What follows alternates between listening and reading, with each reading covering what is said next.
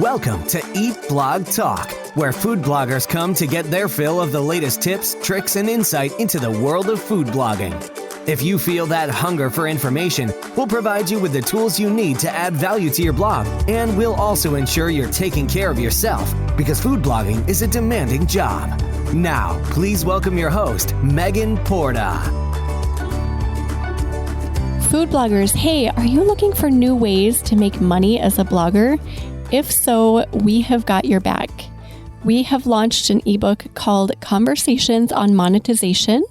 Inside this resource, we take your favorite podcast episodes about monetization and we put them all in one easy, accessible package. We threw a few exclusive interviews in as well. Friends, there are so many ways to monetize your food blog. Inside this ebook, we have interviews with success stories like Todd Bullock, Alyssa Brantley, Kelly McNellis, Jenna Carlin, and more. All of these examples have become successful through completely different monetization strategies. Whether you are a brand new blogger looking for your very first revenue stream, or you are a seasoned pro wanting to diversify, this ebook is for you. Go to eatblogtalk.com to grab your copy, and we can't wait to hear your success story with monetization. Hey, food bloggers. Welcome to Eat Blog Talk. This podcast is for you, food bloggers wanting value and clarity to help you find greater success in your business. Today, I'm super grateful to get a bit of time with Victoria Kabakian from Mission Food Adventure. We are going to have a chat about updating old blog posts to compete with the current nature of food blogging and all the changing algorithms. Victoria has been blogging for about 12 years, starting out on Blogger for about 11 years before moving over to WordPress just 1 year ago. In that time, she has grown her blog traffic over 1,200% year over year, as she has adapted, learned about SEO, and optimized her posts. That is incredible, Victoria, and I'm super excited to chat with you about this. But first, we all want to hear your fun fact. Hi, nice to meet you, Megan. I'm really happy to be here. My fun fact is that I used to work in television, and I worked on popular award-winning shows like The Simpsons, Dexter, and Nurse Jackie. What? Okay, so you have met a lot of famous people. Yes. Okay, I'm trying to think of Dexter's actor name. What is his name? Michael C. Hall. Okay, so is he nice? He seems like he's so nice. He is nice, yeah. Oh, that's so cool. What was your favorite show to work on? My favorite show to work on was probably actually Nurse Jackie, which was the last one I worked on. It was in New York City, and it was a lot of fun. What did you do? What did you work as? Well, when I started out, I was a production assistant, and like for example, at The Simpsons, I worked with the writers on the show, and then years later, I worked in accounting, which is pretty boring, but I worked on TV shows, so it had fun elements, I suppose. Yeah, you can do anything as long as you can say you're working on TV shows, right? And that makes it cool. Yes. I love that. Definitely. That's so fun. Well, let's talk about updating posts because you have been through a lot of updating, I imagine, having started blogging in, well, what year? 12 years ago. That was probably, 2008? 2009. Okay, 2009. That's a lot. Mm-hmm. So you are not alone with that. I am going through this process now right along with you. And I know there are so many other bloggers who are going through it as well because a lot of us did start a long time ago. So let's start talking through some things that other bloggers can keep in mind as they move through this process of cleaning a ton of content. So what would you say would be your first tip for getting started with this? My first tip is definitely be willing to let go and self-audit. I know a lot of bloggers feel very attached to every single thing that they've ever written, myself included. But I would say it's not only therapeutic to go through and delete some of your content that's just really not great or really doesn't fit into your blog anymore, but it will also help Google better recognize the purpose of your blog, and it will help the rest of your content really shine. So I think that's really, really important. It's kind of like decluttering your house or decluttering anything. It's like mental space opens up when you can let go of some things that really don't serve you anymore. And I feel like for me personally, when I can get to that point where I'm not so attached to it, that I just feel lighter, like, that content was weighing me down or something. Do you agree with that? Absolutely. I know Casey Markey has talked about this in the past, and he compares it to weeding your garden. And I think that's a really great analogy. When I first started going through my blog posts and deciding to kind of clean it up, it was at the time that right before I moved everything from Blogger to WordPress. So I was doing it to really ease the transition and just have less stuff to copy over. But it really helped me also, in addition to just cleaning up the content to begin with, it was refreshing not to have as many posts to have to update after the fact. So it kind of benefited me by not only cleaning up the clutter, but giving me less work later as I was going through and trying to start polishing things up. Yeah. And it can be a process, especially if you've got hundreds. Some people, I know there are some bloggers that have even thousands of blog posts, which is insane. But it is a process, and it is not always the most glamorous thing. I do it every day. I've just made a commitment in 2021 to go in and update at least one blog post a day.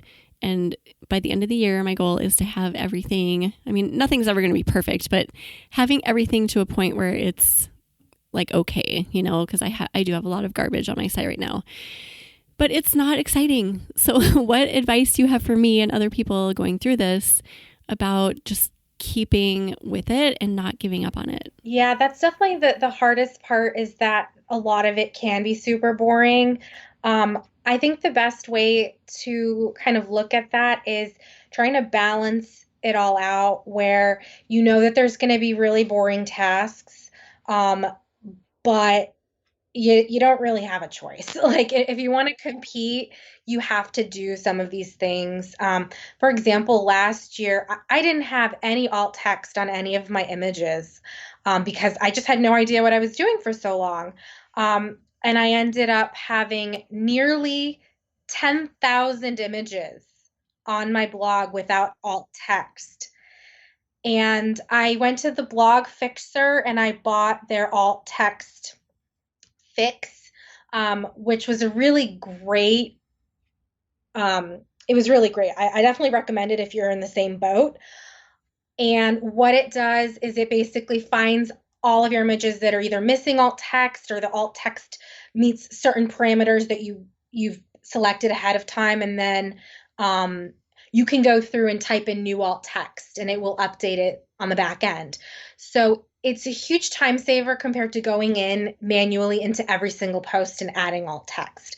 But it took me like 3 months of spacing out that process along with other things I was working on to get through all of those images. So it can be boring, but it's really, really important to do these things. That is a lot of images. I cannot even, it's like a number that most of us can't even fathom, right? Like 10,000 images. Oh my goodness. But yeah, it was like 9,000 something or other, but yeah, it felt like a million. Yeah, I know. It's like when it gets to a certain point, it might as well just be a million. But the blog fixer, I'm glad you brought that up, because they really can help with a lot of things that we in our minds see as like being like super overwhelming. How could I ever tackle that? There are a lot of things that they can actually do in a matter of minutes. So consider that if you are in that boat. And then you mentioned, Victoria, just keeping with it because it is worth it. So if you have the goal of making more money or getting more traffic or both, you will see more traction if you can clean up your stuff, because Google really does prioritize blogs who are cleaned up. So if money is on your radar, or more money, or money period, then definitely keep with it. When did you start seeing traction from Google specifically once you started doing cleanup? I think the first uptick I really noticed at first was from Facebook, actually, because I was not really utilizing any of my social media, even though I had been on social media for many years. And as I started to see those upticks, I would say definitely through the spring, Google started building up pretty fast. So over the span of the couple of months that I was really cleaning up my content and adding recipe cards where they didn't exist before, I really noticed uh, pretty rapidly, actually. My goal last year, right around the new year, was I wanted to qualify for Mediavine by the end of the year, so which would have been this past December. And I actually qualified for Mediavine the beginning of March at the Oh 25,000 my threshold. gosh. So That is amazing. thank Congratulations. That's you. Yeah, awesome. thank you so much. But yeah, I think once I weeded out the content and I started making like just smart decisions on the little things I could start to do, like adding the recipe cards and just putting in headings and things where they didn't exist before, it was just enough traction for me to start to see some results. And then I continued the process beyond that. So, did you tackle one big thing at a time, or did you kind of dig into different things and made progress that way? When I switched from Squarespace to WordPress, my number one priority for me was recipe cards. And I was like, I'm not doing anything else until I get all of these recipe cards converted. So I kind of went about it that way, but how did you do it? For me, it was kind of the same. My big thing after I officially moved over to WordPress was recipe cards because I didn't have any at all on Blogger. And it took me probably a couple of months. I mean, I brought over 400 posts. That was after I deleted almost half um, of my content. So I had over 400 posts to make recipe cards for, and that was my top priority before I started really focusing on anything SEO related or anything else. And I think that really helped too, because without recipe cards, you're not going to be in the recipe carousels, things I had no idea before. Yeah, and with Squarespace, I created my own recipe card, but it wasn't the same. Like the markup wasn't the same as what you can access through WordPress. So I think it's the schema markup was not possible, doing it my own way. So that's really ultimately what it came down to for me and why I switched over, because I just knew that I could never compete. So I knew that I had to get that schema markup, and I loved Squarespace. It's such a beautiful platform. But if you really do want to grow massively and have a ton of traffic and make money, you've really got, maybe this will change, but you've got to be on WordPress right now, I feel like. And I hate to say that because I stuck with Squarespace for a really long time, hoping that they would create us a recipe card that was actually worthwhile, but it just never happened. So I really feel like that recipe card is a biggie. I agree. It's definitely the schema. It's not just the visual appearance of having it and making it easily printable. It's what we don't even see. That is what's helping you be Exactly. so successful in Google. Yeah. There are things under the surface that we would never know about, especially if we're not like super technically minded, that are very important. So yeah, just my 2 cents there. And then how did you move through your other projects and decide which ones were priority after that? After that point, I started going through and kind of making I wouldn't call it like an official content calendar, but I started figuring out the ones that really needed new pictures, because some of them were like over 10 years old and just really, really bad. And then I started planning out when I was going to be making some of these recipes again, so I could then rewrite those posts. And that's the longest process, is just because I don't have time. I work another full-time job. I'm sure a lot of bloggers are in the same boat where they don't get to blog full time, so they have to kind of carve out the time whenever they can.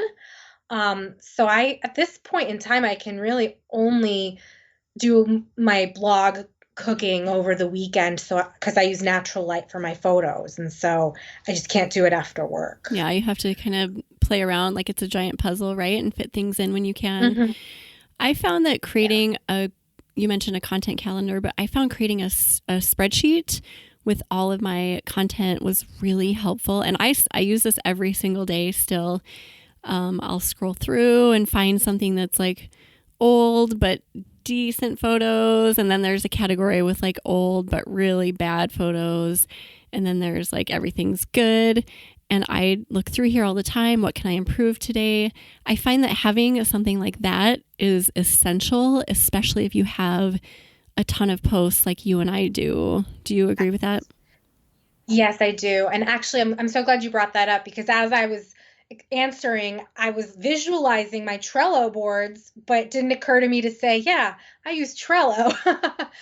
But I've been using Trello in lieu of spreadsheets. I do use spreadsheets for certain items, but with Trello, you can use it for free. There's like a paid version, but I just use the free version, and you can create different boards.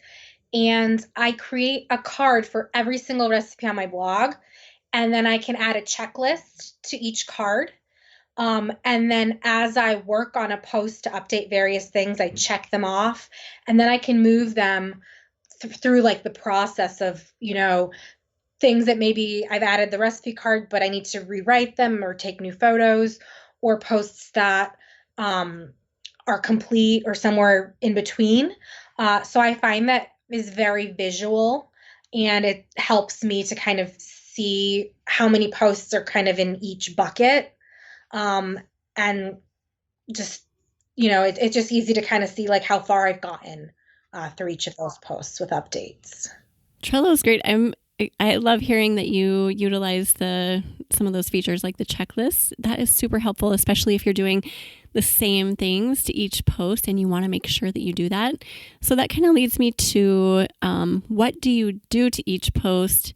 And now, like more than ever before, there's such a huge focus on the user, what your user wants from you. Don't overload it with anecdotes about your childhood and, going from like journaling style to user experience style and what's actually valuable to people. So how do you go through your posts and kind of, structure them, I guess?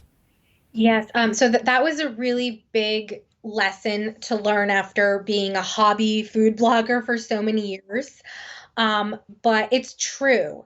I don't think that most readers really care that much about the stories. In some cases, I think that you can add a little anecdote or a little background about maybe where this recipe originated from. But what I find that really helps me stay on track is I've been using Gutenberg Blocks, and I've created a recipe template as a reusable block. It's like I've grouped the blocks and just labeled it as recipe template. I have my headings in there. I have image blocks where I plan to put images, and I've just kind of laid it out in the way that I think is just really streamlined and straightforward without too much of that kind of extra stuff that I used to maybe write a lot about in the past. And whenever I'm updating a post or writing a new post, I just drop in that reusable block. Then I convert it to a regular block, and I ungroup it so then I can move things around as needed or add additional blocks. And that really helps me stay focused and organized, and I don't have to think really hard about like, okay, what should I put next? I've been really trying to kind of stick with that general format. Okay. Can you talk through what you have? So, you probably have a little description of your recipe and then a photo, and then what comes after that? Yeah, so I have the little intro blurb, my featured image, and then about 2 to 4 paragraphs of some sort of like an introduction, why this recipe works, I do a lot of global recipes, so a lot of times I'll talk about maybe the origin of that dish. Then I will do ingredient notes. I'll add an ingredient photo. I do bullet points where I pick out a few of the ingredients that I want to talk a little bit more about. Then I do a heading for how to make it.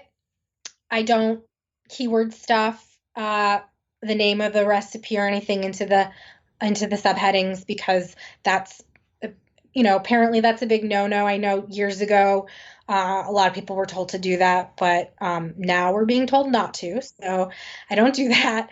Then I talk about how to make the recipe. I kind of paraphrase a bit from the recipe card. I'll include step-by-step photos if I have them. I follow that up with expert tips and frequently asked questions. And then I do other recipes that you may be interested in, or, related recipes. I have a call to action block that, again, I've created, and it's a reusable block. And then I have my recipe card, and that's it.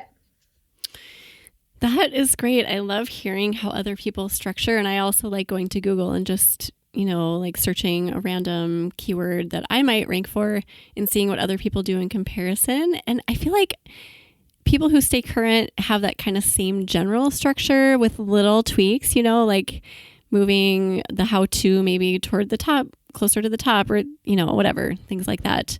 But that was really interesting to hear you talk through that. So in your call to action, are you calling people to comment or rate your recipe, or what do you ask them?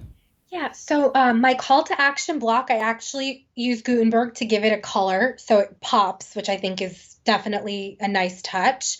And then I ask them to either rate the recipe in the recipe card or leave a comment. And I also include links to my social media profiles.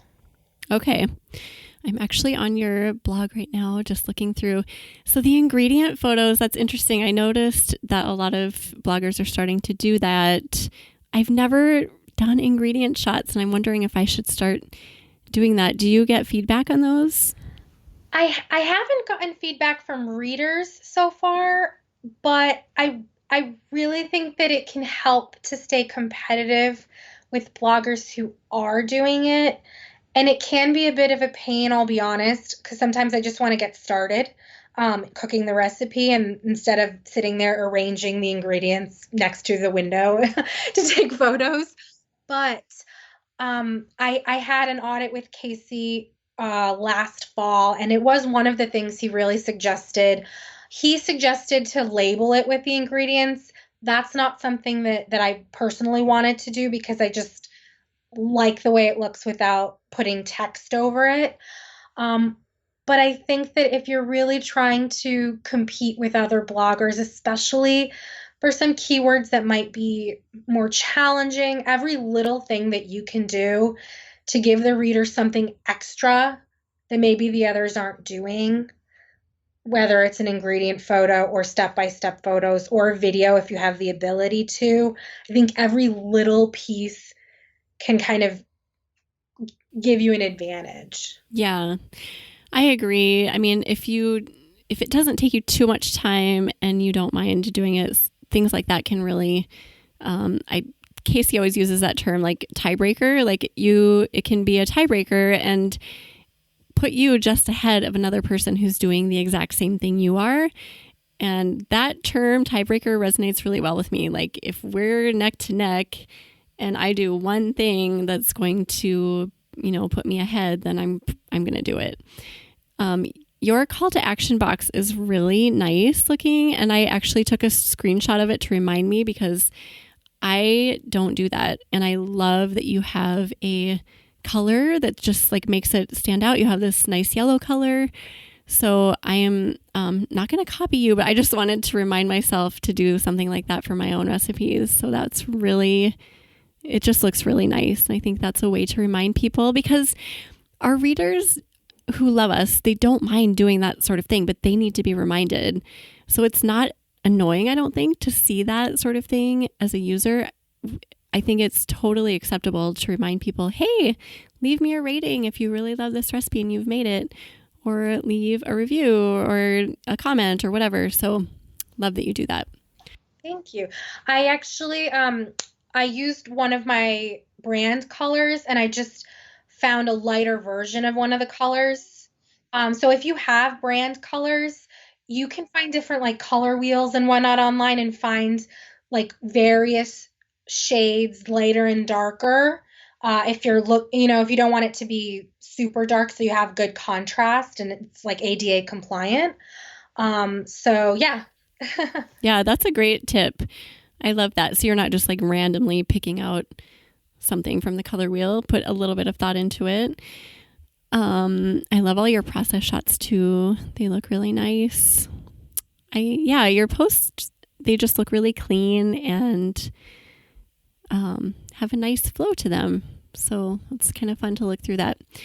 Okay, so outside of post structure, are there other things you keep in mind as far as keeping the user at the forefront of your mind?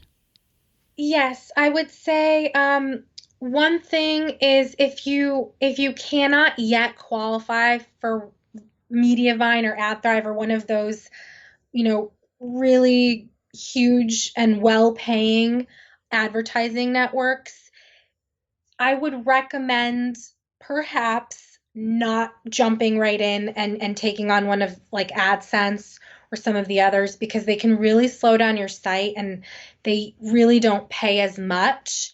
I took all my AdSense off my blog once I moved to WordPress, and I just waited until I could qualify for Mediavine because I feel like the site speed really makes a big difference.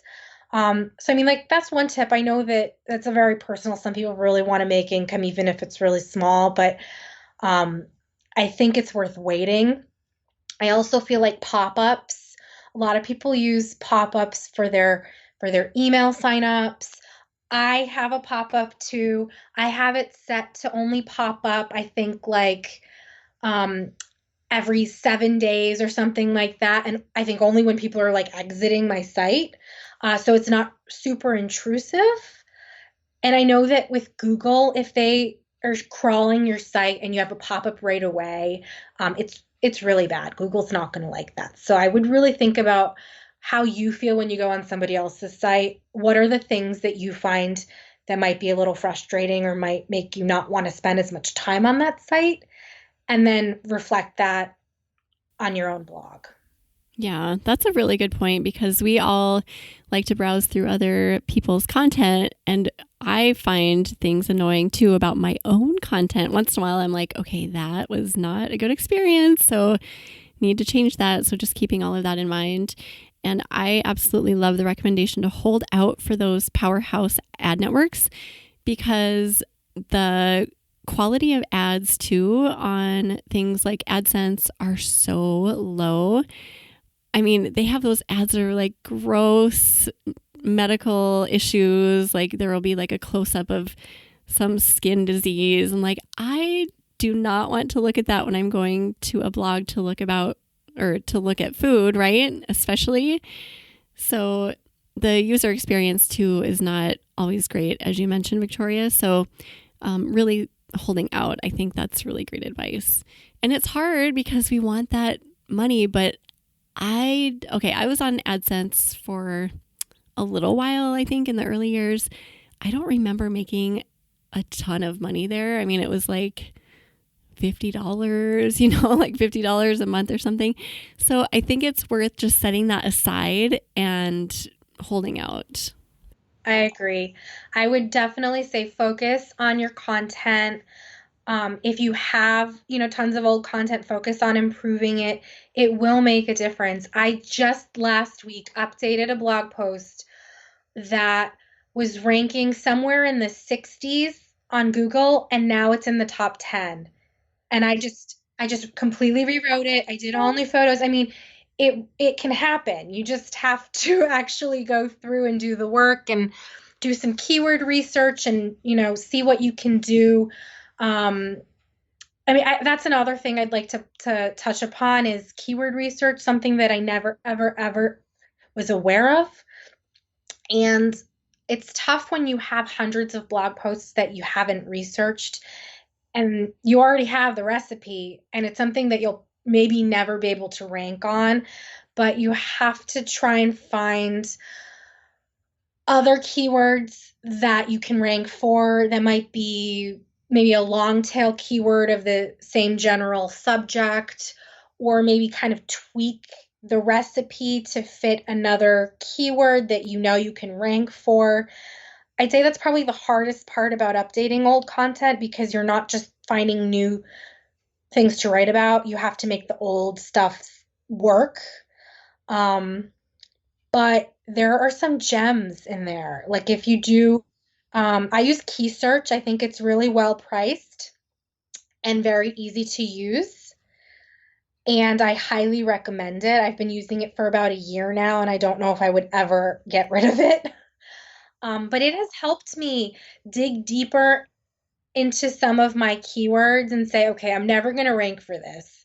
But there are some other versions of this type of a recipe that I really have a good chance at ranking for. Let me revisit this, adjust the recipe, rewrite the post, and boom, like ranking on page 1. Like you would be surprised that you can really make some really great changes and just skyrocket some of these old posts just by tweaking your kind of angle. Yeah, that's also very great advice. I have a few recipes on my site that I used to rank really, really well for. Like I'm talking top 3 spots on Google, and like over time they dropped and they kept dropping and dropping. And so I've had to go in and revise my keyword because I just like, they kept falling. I was like, well, I have to do something.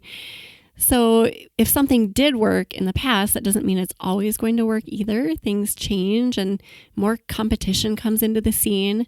So just keeping an eye on where things are at and adjusting as needed. But that's great advice, Victoria.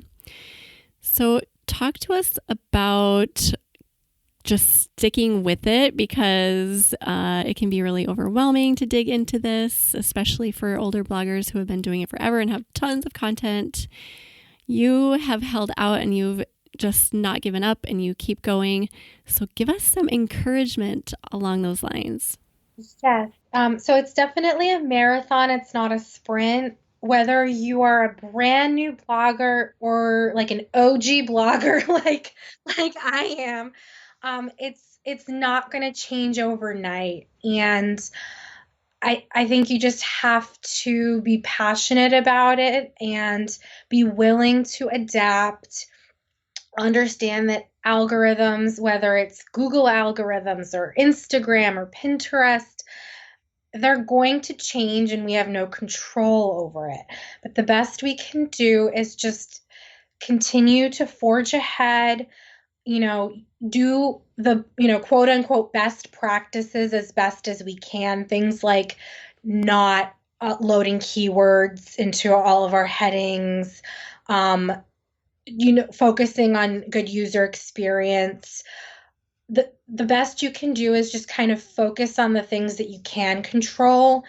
If you have like a full-time job like I do, you're going to have to just kind of like carve out time, but just make sure that you focus on the things that you feel are a priority. Every blog is different and there's no perfect recipe, if you will, for every blog. So you just have to kind of see who your audience is, what resonates with them, what is your personal style. It doesn't have to be the exact same template that somebody else is using. But when you start to see some of those wins come through, even if they're little wins, it really helps you kind of feel that energy to keep going with it. So I think that it helps. Oh, those little wins can really put us or push us through a lot, can't they? Even just seeing one post that maybe was on page 6 and go to page 2 or 3 is huge. It seems really little, but that is encouragement and that can really just give you extra motivation to keep going. So I love that you mentioned that. That's all such great advice. I have another question for you. If you could go back to your past self, like before you started updating your posts, your content, what piece of advice would you give yourself? The one thing I wish I had done so much sooner was move over to WordPress. Seriously, I can't believe I stayed on Blogger for so long. And don't get me wrong, Blogger is fine. I do know some people who are on Mediavine who use Blogger, but I think that you need to be super creative to try and get Blogger to do half of what you could do with WordPress. I really wish that I had migrated over years ago. It would have been a game changer. Oh my gosh, I'm so with you. I beat myself up all the time for that. Like, what was I holding out for? And I feel like I was like running into this really strong wind, and I did not need to be doing that. And the moment I moved to WordPress, I turned around and the wind was pushing me, and it was like night and day, some changes that I saw. Yep. So I'm with you, but hindsight is 2020, right, Victoria? What is your number one takeaway for food bloggers on the topic of updating old content? I would say my number one takeaway for updating old content is to be patient, especially if you have a lot of old posts like I did. I had about 500 posts that I migrated over after I deleted over 400 of them. So there was still very, very many to update. And I think patience and organization really helps. Whether you want to use a spreadsheet to keep track of all of your posts and have different columns for different types of information, or if you want to use something like Trello or any other kind of project management software, whatever you feel comfortable with for helping you stay organized is really important to come up with like a good way to do that and get started with it and stick with it. And just be patient. I know for a fact that I'm not going to be able to edit all of my blog posts probably for at least a couple of years, just because there's so many and there's only so much I can do with new photos in a given week. I just know that. So I have to live with that because that's just how it is for me. Other people may have less posts or more time to commit to it, and you can't compare yourself with other people. I mean, you have to try and, rank successfully to some degree, but you just can't look at another blogger and say, I have to mimic exactly what they're doing in order to be successful. I love that. Each person's journey is unique, and you have to embrace that. And patience and organization, great tips there, Victoria. Thank you so much for all of this. This has been valuable for me. I'm going to actually go back to your blog post and just look through again how you organize your posts. I think it's really clean and sharp. So thank you for sharing all of this value today. It's been amazing. Thank you, Megan, for having me. It was really fun chatting. Before you go, do you have a favorite quote or additional words of inspiration for food bloggers? I have a favorite quote, and I think it actually is kind of in line with what I've shared today. It's by Oscar Wilde, and the quote is, "Be yourself, everyone else is already taken."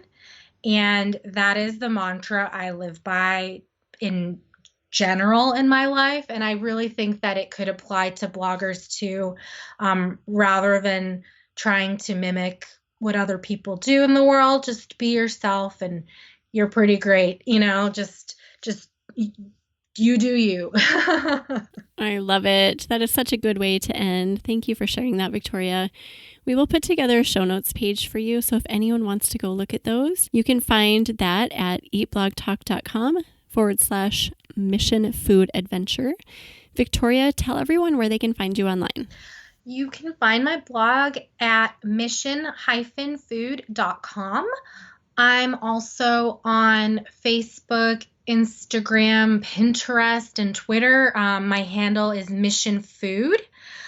And you can find me in all the major social media accounts. Awesome. Well, everyone go check Victoria's stuff out. And thanks again for being here, Victoria. And thank you for listening today, food bloggers. I will see you next time. We're glad you could join us on this episode of Eat Blog Talk. For more resources based on today's discussion, as well as show notes and an opportunity to be on a future episode of the show, be sure to head to eatblogtalk.com. If you feel that hunger for information, we'll be here to feed you on Eat Blog Talk.